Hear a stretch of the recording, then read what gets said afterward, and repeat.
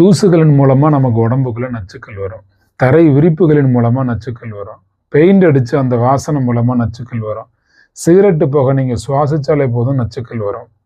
பல நச்சுப் பொருட்கள் சுவாசத்தின் மூலமாகத்தான் உள்ள இழுக்கிறோம். வீட்டை சுத்தம் செய்யும் போது வரக்கூடிய தூசி, பொது இடங்கள்ல இருக்கக்கூடிய தூசி, நம்ம அறியாமலேயே நாம உள்ள அவ்வளவு கழிவுகளை சேர்த்துக்கிட்டு இருக்கோம். சாப்பிடக்கூடிய உணவுல இருக்கக்கூடிய சில நச்சுப் பொருட்கள் நமக்குள்ள போகுது. தேவையில்லாத பழைய உணவுகளை சாப்பிட்றோம், அதன் மூலமா நச்சுக்கள் போகுது. உடம்பு எவ்வளவுதான் நச்சுக்களை கிளியர் பண்ணி வெளியில அனுப்ப முயற்சி செய்யும் போதும் கூட அனுப்ப முடியாம தேங்கக்கூடிய கழிவுகள் பிரச்சனையாகுது. பல கிருமிகள் உடம்புக்குள்ள இருக்கு. மருந்து மாத்திரைகள் நாம எடுக்கிறோம், அதனால சில நேரங்கள்ல சைடு எஃபெக்ட் உண்டாகுது. சிலருக்கு எந்த தொந்தரவும் தராது, சிலருக்கு சில பிரச்சனைகளை கொடுக்கும். சில ரசாயனங்கள் உடம்புக்குள்ள இருக்கும். குடிக்கிற தண்ணியினால சில பேருக்கு நச்சுப் பொருட்கள் உள்ள போகுது. ஒவ்வொருத்தருக்கும் ஒரு விதமா உள்ள நச்சுக்கள் இருக்கு.